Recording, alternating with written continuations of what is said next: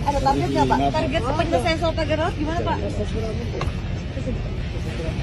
Sekarang kan udah LPG maksudnya.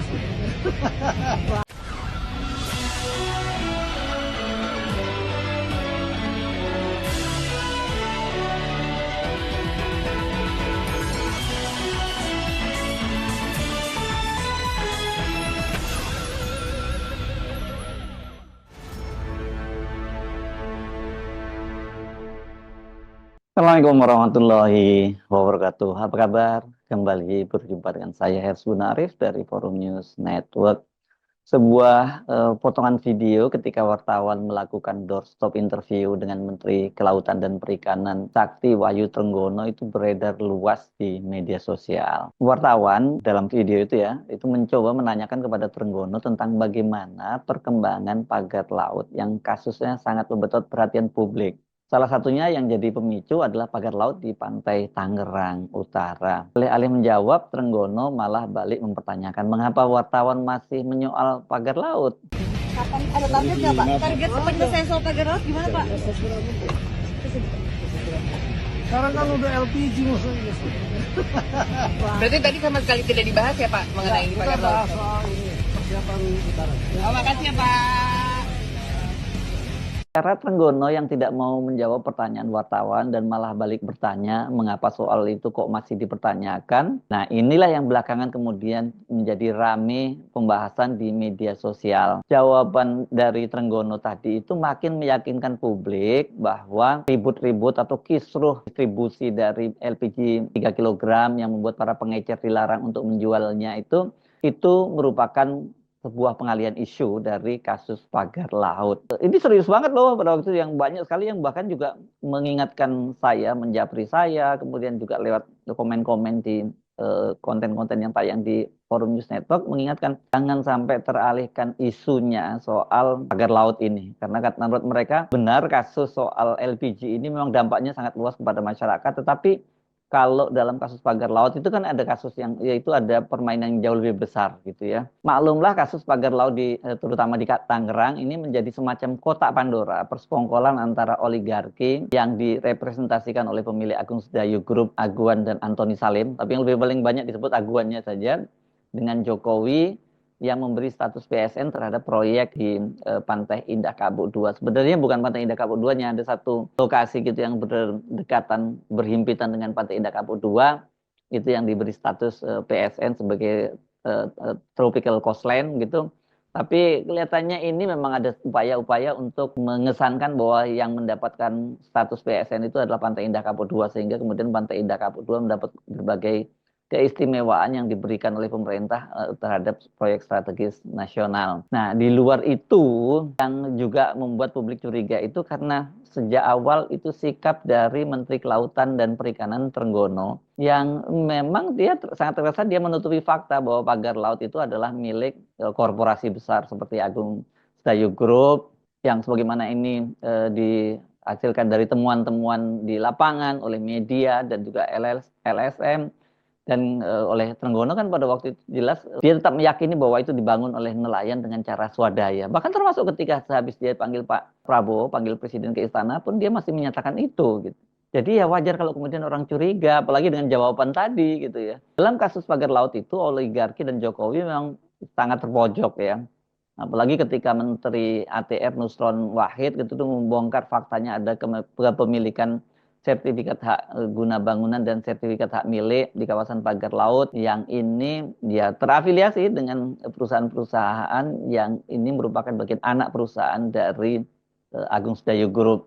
Nusron kan kemudian membatalkannya dan kemudian dari data yang dimiliki oleh Kementerian ATR, kawasan yang dipagar itu adalah kawasan laut, bukan kawasan daratan yang tadinya merupakan empang warga dan kemudian terkena abrasi sebagaimana argumen dari Kepala Desa Kohot, Arsin, dan juga pengacara dari Agung Sedayu Group. Kasus ini tidak hanya menyambar ke Jokowi, Aguan, terus kemudian juga ke Cici Curiga Trenggono juga, tapi ini juga menyambar kemana-mana. Ini termasuk duet menteri dan wakil menteri saat yang waktu itu yang menjabat, yakni Hadi Cahyanto dan Raja Juli Antoni. Ini dua-duanya adalah orang Jokowi, yang mereka itu menjadi Menteri ATR dan Wakil Menteri ATR saat SHGB dan SHM diterbitkan tahun 2023. Bahkan ini Menteri ATR setelahnya, yakni Agus Harimurti Yudhoyono, itu juga terbawa-bawa karena pengacara Agung Sedayu Group menunjukkan ada SHGB yang diterbitkan di era AHY. Jadi ini betul-betul kasus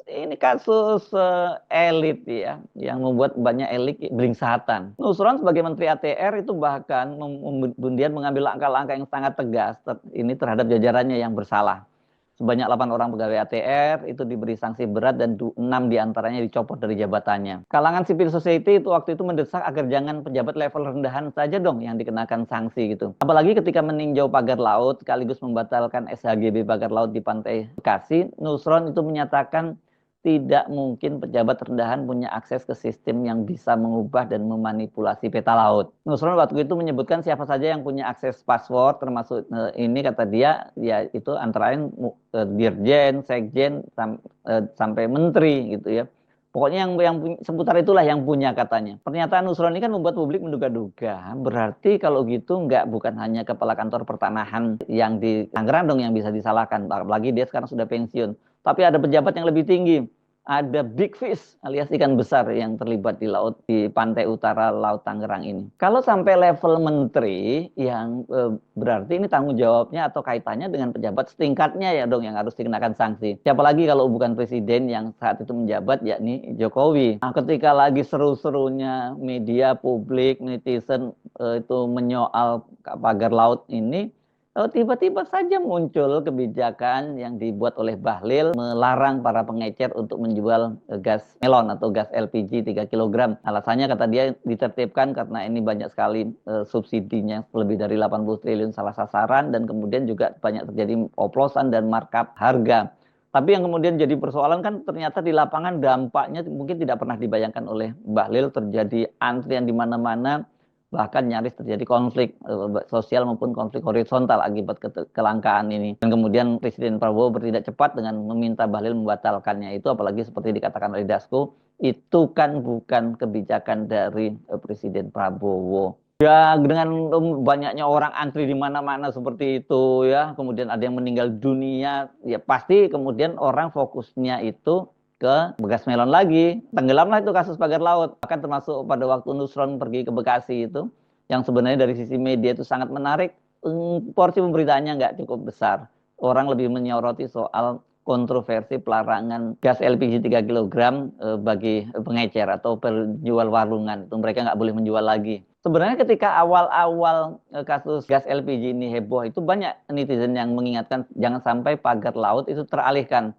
Karena mereka menilai bahwa ini pintu masuk baru untuk menyoal Jokowi dan oligarki. Apalagi terlihat sekali kan keputusan Presiden Prabowo di situ sangat tegas memerintahkan pagar lautnya dibongkar. Kemudian kenapa orang tambah yakin bahwa ini adalah pengalihan isu? Karena yang mengambil keputusan itu adalah Bahlil Lahadalia yang semua orang tahu dia adalah orangnya Jokowi.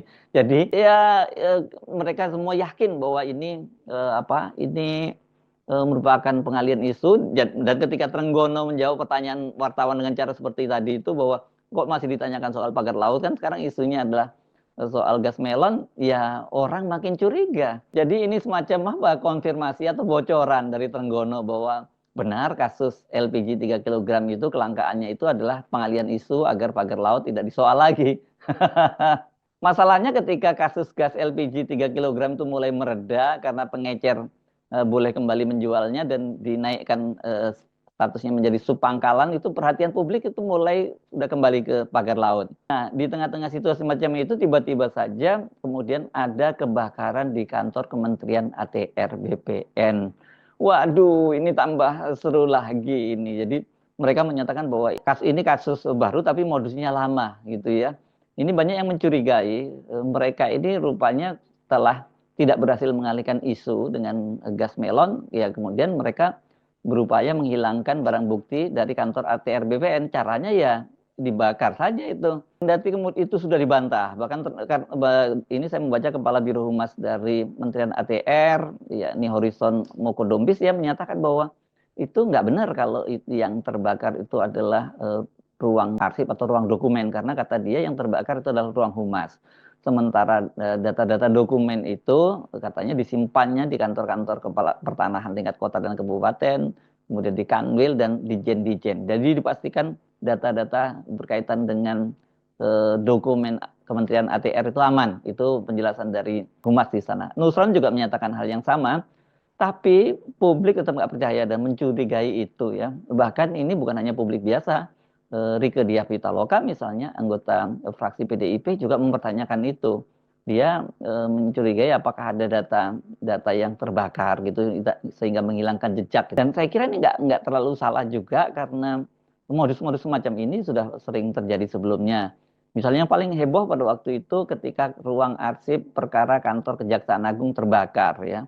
Dan pada waktu itu lebih seru lagi karena yang menyelidiki kebakaran di kantor Kejaksaan Agung itu adalah Ferdy Sambo, dan kemudian belakangan Ferdy Sambo kan kasusnya heboh yang dia memerintahkan menjadi dalang pembunuhan terhadap ajudannya sendiri. Jadi setiap kali ada kasus semacam ini juga terjadi. Kalau nggak salah Bank Indonesia juga pernah terbakar ya. Saya lupa ini ya kapan tepatnya itu. Ini kasusnya kasus lama ya, Bank Indonesia itu masih zaman Orde Baru kalau tidak salah tahun 97 seingat saya ya, karena itu pernah disoal Pak Amin Rais pada waktu itu. Ada kebakaran dan ada banyak yang meninggal tuh para pekerjanya di sana, dan ini pada waktu itu juga dikait-kaitkan dengan ini merupakan penghilangan dari dokumen dengan BLBI, karena pada waktu itu kan menjelang kemudian pergantian dari Pak Harto itu kasus BLBI ini banyak sekali disorot. Jadi kalau disebut kemudian teori konspirasi, kenapa banyak sekali faktor kebetulan semacam itu gitu. Tapi dalam kasus Kementerian ATR ini memang mungkin agak terlalu dipaksakan gitu kalau yang terbakar adalah ruang humas ya. Atau mungkin mereka kalau disebut seperti itu mereka menyatakan itu kan karena cepat dipadamkan saja jadi ruang humas yang terbakar. Kalau tidak kan bisa merambat kemana-mana. Jadi makin yakinlah bahwa soal kelangkaan gas melon itu merupakan pengalian isu. Apa sih pengalian isu itu sesungguhnya? Ya pengalian isu mungkin secara sederhana itu adalah ketika sebuah pemerintahan terdesak dengan isu-isu yang menggegerkan, dan kemudian akan ada permintaan pertanggungjawaban terhadap pejabat-pejabat yang harus bertanggung jawab terhadap kasus itu, supaya publik tidak lagi memperhatikan kasus itu, tidak melakukan pressure terhadap kasus itu, dibuat kasus-kasus yang baru. Dengan begitu ini seperti kalau anak kecil ada mainan baru lah gitu, jadi dia lupa dengan mainan yang lama. Tapi banyak juga yang menyebut bahwa pengalian isu itu itu semacam kayak teori konspirasi gitu ya, yang mengada-ada, kemudian malah menyebut malas mikir gitu, malas meng-cross check data, dan kemudian dia langsung aja mengkaitkan dengan teori konspirasi. Apa sih contoh-contohnya teori konspirasi itu? Sebenarnya kalau di dunia banyak contoh-contohnya itu, soal ada ya kelompok yang mempercayakan bumi datar, kemudian ada kasus pembunuhan Presiden Amerika Kennedy, dan termasuk tewasnya Lady Diana. Waktu itu kan juga muncul teori konspirasi bahwa Lady Diana itu dibunuh karena dia berpacaran dengan Dodi Al-Hayat ini, seorang putra miliuner dari Mesir gitu yang beragama Islam. Dan ini sangat berbahaya kalau Lady Diana nantinya kemudian menjadi ibu suri, tapi kemudian dia beragama Islam. Ada juga seperti itu. Kemudian juga yang paling ramai saya kira yang kemarin terakhir teori konspirasi berkaitan dengan COVID, penyebaran COVID. Banyak yang mempercayai itu, tapi banyak juga yang menyebut ini termasuk orang-orang yang halu karena percaya dengan teori konspirasi.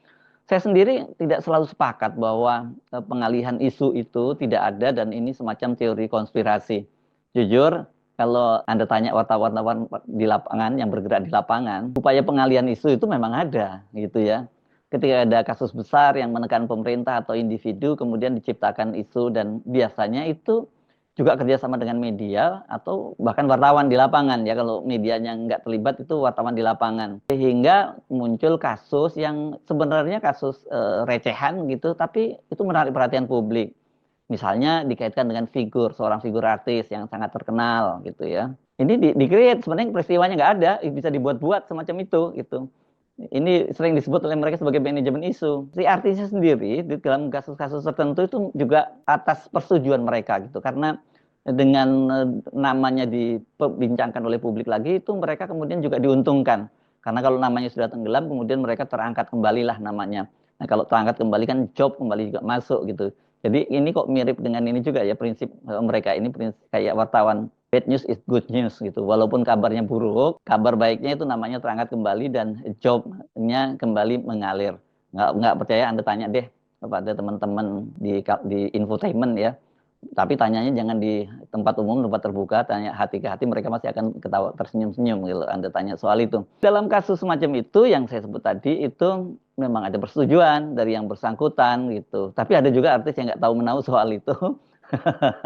Tapi mungkin karena dia diuntungkan, dia juga nggak mau ribut-ribut. Ini namanya tim manajemen isu. Itu tadi kalau di kalangan artis. Kasus lain yang menyangkut personal dan saat ini banyak menjadi pembahasan itu adalah fenomena dari mantan Presiden Joko Widodo. Kan ketika kemarin namanya dimasukkan dalam salah satu dalam daftar atau finalis sebagai pemimpin terkorup di dunia oleh OCCRP itu kan kemudian tiba-tiba muncul warga yang berduyun-duyun ke rumahnya menunjukkan dia itu masih dicintai gitu ya. Dan ini yang mempersoalkan bukan hanya netizen biasa. Ada Roy Suryo, seorang ahli telematika yang sebenarnya latar belakangnya dia adalah seorang pakar komunikasi juga yang dia menduga ini ada agenda setting lah dan ada pengalian isu kok tiba-tiba ada seorang chef terkenal yang dulu dikenal dekat dengan keluarga Jokowi juga sampai masak pakai gerobak di depan rumah Jokowi. Dia menyiapkan makanan untuk warga yang berdatangan gitu.